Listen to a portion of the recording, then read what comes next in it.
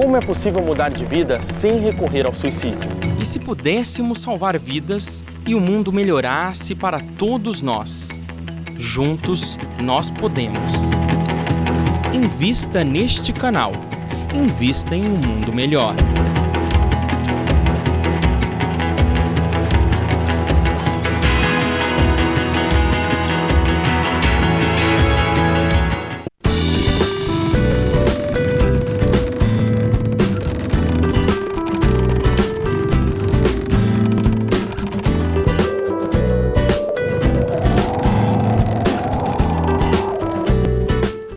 Olá, boa tarde. Começa mais o Espírito de Mulher, direto dos estúdios da TV Mundo Maior. Tudo bem com você aí de casa? Vamos aproveitar para falar sobre mais um tema, mas antes de iniciar de fato o nosso programa, vamos dar um olá para as nossas apresentadoras Poliana Pinheiro. Olá, muito boa tarde. E Marizilda Neto.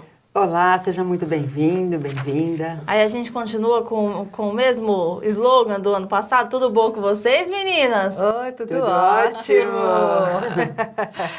Meninas, hoje a gente vai falar de um tema bem legal. Vocês, né, vocês aí de casa sabem que Marizilda e Poliana são mamães. Eu ainda não sou, mas se Deus quiser um dia serei. E mesmo sem ser mãe, a gente observa e sabe, sou filha, né? Sei para os pais aí a delícia que é ter filhos, seja eles de sangue ou adotivos. E por isso o programa de hoje vai falar sobre adoção, né? Sobre a ótica do espiritismo e entender como que o espiritismo vê essa questão da adoção e como que esse ato pode ser incluso aí na vida de muitas pessoas que têm vontade de adotar uma criança.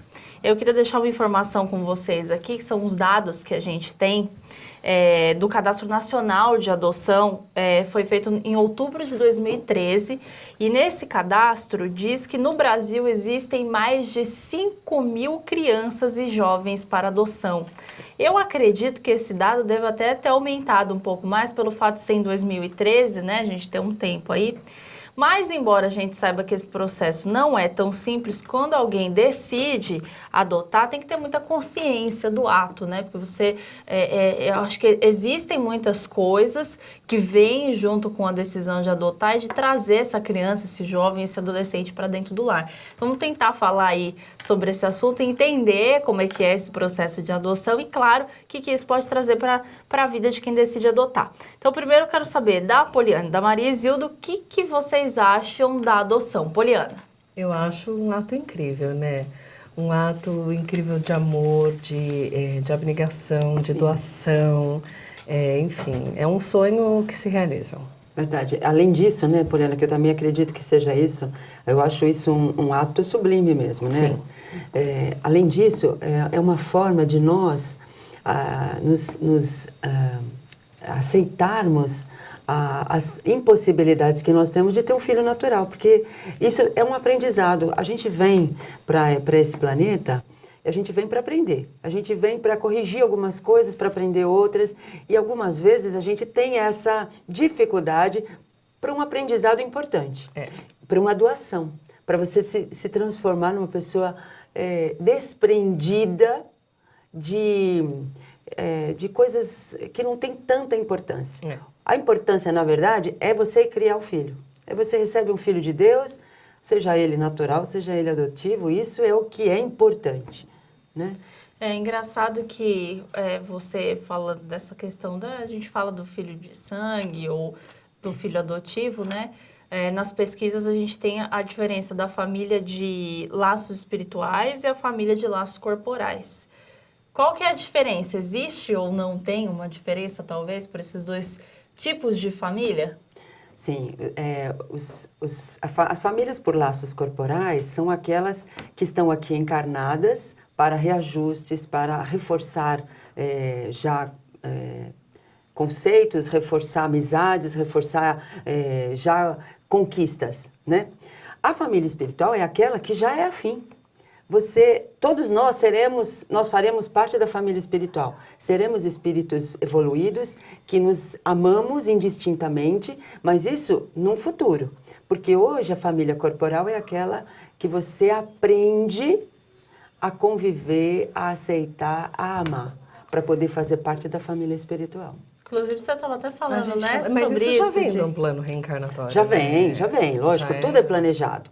Tudo, nada é por acaso na espiritualidade. Tanto que tem uma frase que eu li na internet de uma pessoa que deu um depoimento acerca de filhos adotados. Ele disse que não é por acaso que a gente tem um filho adotivo. O filho não vem, o filho adotivo não vem de fora, ele vem de dentro do nosso coração. Então isso é bárbaro. É porque você se abre para essa possibilidade, é uma Isso. opção sua de adotar uma criança. Então não são os filhos gerados no ventre, mas são os filhos gerados no coração. né? Isso. Sei que você já até deu uma aprofundadinha nisso, mas só para a gente seguir aqui o cronograma do roteiro e poder explicar um pouco melhor para quem está em casa. Se a gente pensa nessa questão da visão espírita, pro espiritismo, o que representa criar e educar uma criança ou um jovem que não tenha o mesmo laço sanguíneo? Bom, com certeza é um ato de amor. Com certeza, isso é uma coisa extraordinária. O que pode representar uma prova, tanto para a criança quanto para os pais. Uma prova, olha, eu vou lá, eu vou passar por uma prova difícil, que é não ter um laço consanguíneo, mas conviver bem com essa família, tanto para a criança quanto para os pais. Pode ser uma correção. Eu fui abortada e agora eu venho nessa família como adotivo, porque eu tenho que... Isso são hipóteses, não é assim, olha, é assim, é assim. São várias situações, vários casos, né? E, na verdade, pode ser uma conquista que você obteve de ter feito um bom trabalho. Errou no passado, corrigiu esse erro e agora está tendo a recompensa, porque um filho adotivo pode ser uma recompensa. Né? Ele pode ser o seu arrimo no futuro. Então, eu não sei se é tão ou mais importante do que ter um filho natural. Poli, na sua opinião, como é que uma família ela poderia se preparar para receber um filho adotivo desde aquele momento que surge a ideia, ou pelo fato da mulher ou o marido, enfim, não ter a possibilidade de gerar um filho? Como é que é o preparo dessa família? Eu acho que o preparo vem de duas formas. Primeiro, pela família, quando ela é uma opção dela mesmo, assim, às vezes já tem filhos e quer adotar filhos, porque, por exemplo, eu tenho um primo que ele tem 3 filhos biológicos e tem 3 filhos adotados, então foi uma opção dele adotar os 3 filhos. Então, a preparação é uma preparação vão chegar novas pessoas em casa, então começa a se organizar com as coisas em casa, porque é toda uma estrutura que a gente tem que ter, já começa a preparar os filhos que já tem, que vão chegar irmãozinhos, e sempre deixa muito claro para essa criança que vai chegar em casa que o amor é igual para todo mundo, é o mesmo, porque foi o que eu falei agora há pouquinho, não é gerado o amor não foi gerado da barriga, o amor está sendo gerado do coração, então é uma opção mesmo. E tem os casais que, por exemplo, eles não conseguem engravidar, não conseguem ter filhos, eles optam pela adoção. O preparo desse é um preparo um pouco mais cuidadoso, porque a gente às vezes acaba, por exemplo, agindo um pouco por impulso. Vou explicar por quê. Eu conheço um caso de que a mulher não conseguia engravidar, ela adotou um menino e depois ela teve 3 filhos biológicos. Só que depois ela meio que começou a destratar o primeiro. Então, por isso que eu falo que psicologicamente a gente tem que ter um preparo em cima disso. Porque isso pode acontecer, porque às vezes a dificuldade ela é psicológica.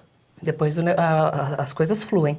Então eu acho que são alguns cuidados, principalmente psicológicos, que a pessoa tem que ter. O casal, fora as coisas financeiro, fora a casa, todas essas coisas elas têm que estar organizadas. Eu acho interessante, quando você estava falando, veio assim para mim uma ideia muito, muito legal.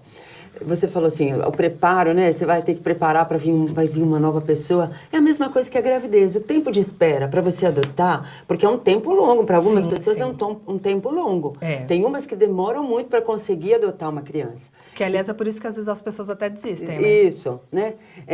Então, é como se fosse um período de gravidez. Só que você tá gestando no seu coração, na reflexão que você faz, nesse preparo de aceitar alguém que você não sabe de que família veio.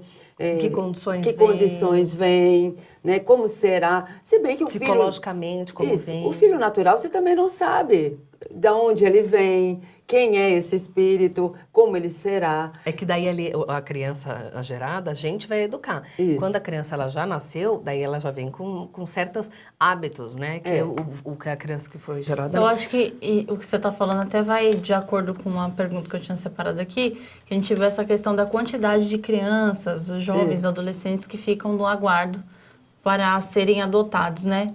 Mas a gente sabe também que tem muitas famílias que optam sempre para a escolha de um bebezinho. Sim. Às vezes tem recém-nascido ou neném mesmo, né? De diversos meses aí ou idades. Por que vocês acham ainda que muitos pais, quando eles pensam em adotar, a preferência sempre é por um bebezinho? Você acha que é por isso? Por você conseguir moldar do seu jeito a cabeça do que vir uma criança que já talvez tenha uma criação, um pensamento, seja mais complicado. rebelde? Você É não mais sabe o que difícil. aconteceu, porque assim, geralmente as crianças que estão em abrigos, essas coisas, elas passaram por dificuldades Por em traumas casa. Então, até, né? assim, olha, são pais que são drogados, as crianças, elas são maltratadas. Outro dia passou um caso na televisão, faz o que? No final de dezembro, que uma mãe tinha já 8 filhos e uma menininha de 7 anos que era estuprada pelo pai biológico e pelo avô. E a mãe batia nela com a colher de pau e fazia a irmã mais velha bater nela. Então, quer dizer, imagina os traumas que essa criança já chega na sua casa. Entendeu? Para você conseguir se aproximar, primeiro, é uma criança que se fecha. Gente, ninguém quer que a gente quer se machucar, quer, enfim, nós que estamos adotando, a gente quer o quê? Proteger. É a primeira coisa que a gente faz, a gente quer proteger. Isso. Mas eles quando eles vêm, eles estão tão assustados que eles acham qualquer coisa que você vai machucar. Entendeu? Então, assim, é por isso que psicologicamente tem que existir um preparo de todas as partes, tem que existir dos pais muita paciência, porque tem que ter muita paciência. Eu acho que esse é um dos motivos pela procura das crianças mais novas. Eu acho que esse é o motivo. E eu quero aproveitar para chamar vocês porque agora, no mês de janeiro, até o dia 9 de fevereiro, na volta às aulas do Mercalivros, você pode economizar na compra dos seus livros. No Mercalivros você encontra livros com ótimos preços e em bom estado de conservação. São livros escolares e universitários nas áreas da saúde, humanas, exatas, artes e tecnologia, além de literatura e best-sellers à pronta entrega. Comece 2017 com economia. Acesse mercalivros.com.br ou ligue para 11 2452 4450. Mercalivros, um mundo de ideias e conhecimentos. Nós vamos para um rápido intervalo, voltamos já já.